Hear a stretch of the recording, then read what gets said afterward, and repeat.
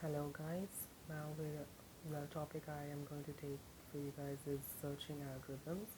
So basically what searching means is basically like when you go to, like, maybe you have a pile of books and you want to select one book, you will know the title of the book, and so you'll search each and every book, and once you find that book that your title is, you will take that book. So basically that is what searching is. In OOPS concept, we use searching in data structures like linked lists and arrays.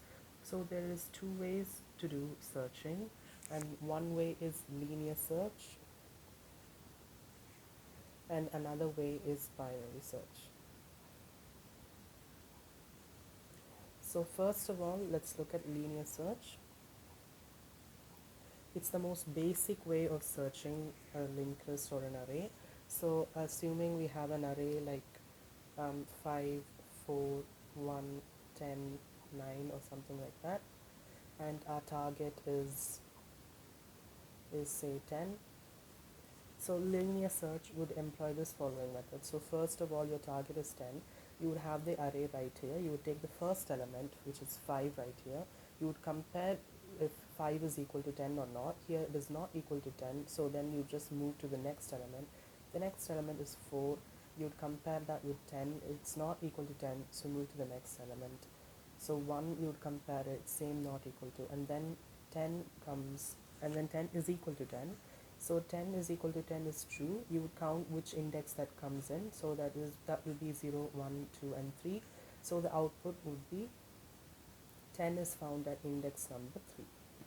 So this is how linear search works. Suppose if 10 wasn't there, if this was 101, for example, 101 wouldn't have been equal to 10, and then 9 wouldn't have been equal to 10 either, and then so the the array is empty, and so your output would be -1. That is some predefined value that because an array cannot hold an index value of -1, so that just means that there is no such element in that array. So I hope you guys have a basic idea of how linear search works. Let's look at the algorithm now. So step 1, as usual, we'd start the program. Then step 2, we would have get the list as list. So get like an input list as a linked list or an array, and just for the sake of this algorithm, we're naming that as list, and then the target as target tgt.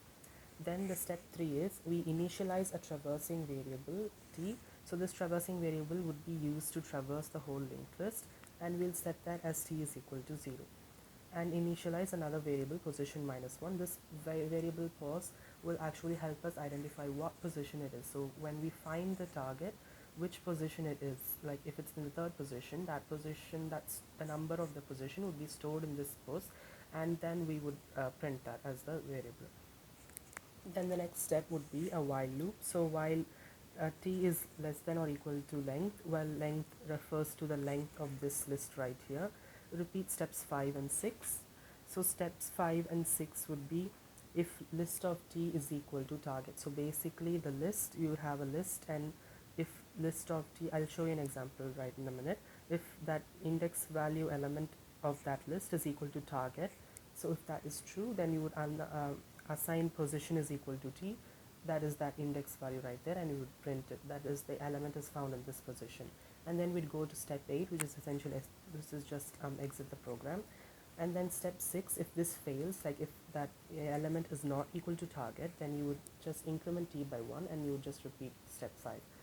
Then comes step 7 and step 8. Step 7 is just print position as the element was not found. Remember, if the target was found, we would just move to step 8, that is exit the program. So essentially, if you're reaching step 7, that just means in the whole while loop, you just never reached target. So the element was not found. So this is the algorithm of linear search. Let's see an example with it. So basically I've taken a list 2, 4, 1, 8, and 7, and let's just assume our target is 8. So this would basically be just the step 2, getting the input that from the user. And then step 3, we would have initialize t is equal to 0 on position is equal to -1. So step 4 is the while loop. And in that step 5, we have t is equal to 0. So in t is equal to 0, we would be checking that list of t is equal to target or not. So that would basically be step 5.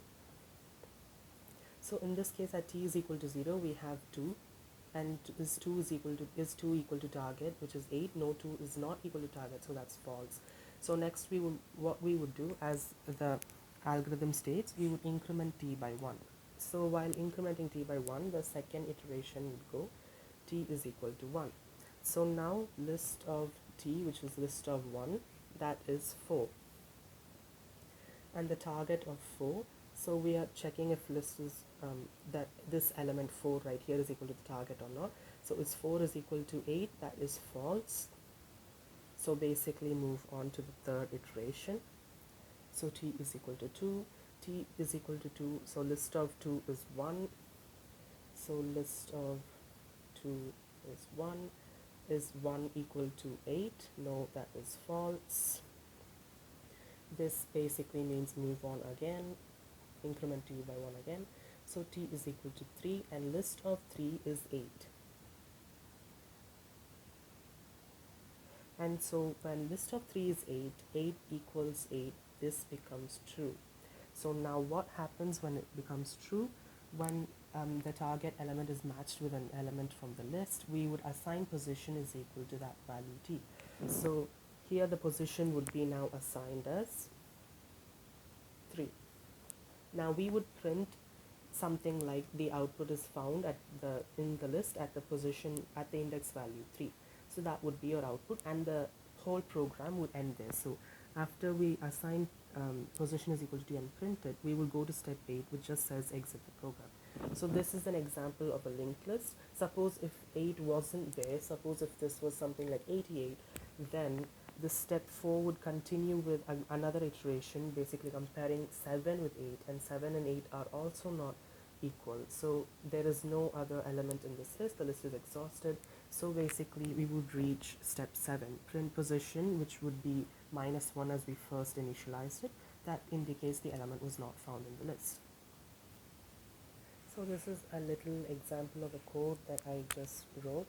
So this is just basically the same example that I showed you manually. This is just the code of it. The input part, you guys can figure it out. So I've just given initialized an array here. I just initialize the target and position. Then you can also use a for loop, because we know the length of the list. Suppose in cases where you might not know the length of the list, maybe suppose like in a linked list, where you would have like a traverse node or a temporary node. You would have that equated to head, and then you would traverse it using head until it's null. So in those cases you would use a while loop.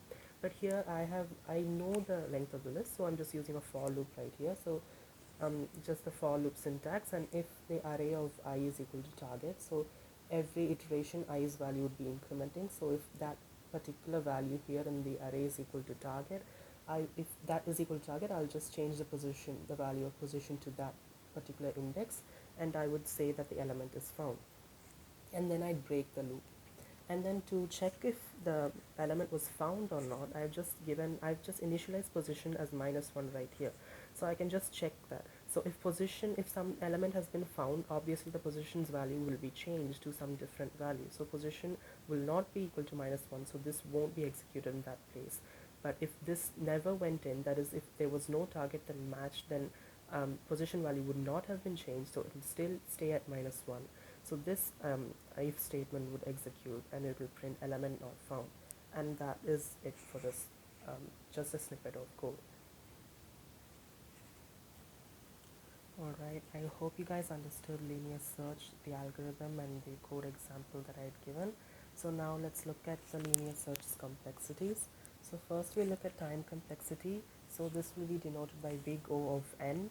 So why n, as in n denotes the length of the list. So this is because at the worst case, that is the worst case being the target value just not existing in the list that is given to search for, we would have to make n comparisons. So each and every element would be compared with the target element, and only after that will the program say that the target element just doesn't exist in the list. So we would have to make n comparisons for that. And imagine now, since we only had like 5 numbers in our list, for an example, it wasn't a big deal. But like imagine there being 1,000 elements in the list. That would be very tedious and very time consuming. So this is big O of n is the time complexity. Space complexity is big O of 1. So big O of one, as in because there's no extra space required to like store anything. Like just you just need the array and you just need a target value, and then you just need a position. The position just being these are just integers and they don't take much space up. So like it's the best case scenario for space complexity denoted by big O of one because no extra space is required. We don't need to like sort it. You don't need to like have a new array defined and just sorting it and stuff. You don't need any of that. So that is the space complexity of linear search. Then let's look at the advantages and disadvantages of linear search. So the advantage is no sorting is required. That is, sorting is just not required. Some other searches like binary search, as we'll be seeing in a minute, it requires the list to be sorted. So that requires its own algorithm, the sorting algorithm, such as any type of sort, bubble sort or insertion sort maybe. But that sorting is not required in linear search. You can just start searching the element as the list is. So this also means like any insertions and deletions the linear search algorithm won't care about because it's just going to compare the elements as they come around. It doesn't need like the list in a particular order for it to like compare it and like give an output. But that also gives us one disadvantage because since there is no sorting involved, there is no like any extra way or a clever way of like segregating the variables. So like if it's not in this particular part, then it won't be in that particular. There is nothing like that. You have to go through every single element. So it's time consuming. As I just said, if there's like 1,000 elements, this is like the worst searching algorithm you can use to search an element through. So those are the advantages and disadvantages, and I think I covered everything in linear search. So let's go to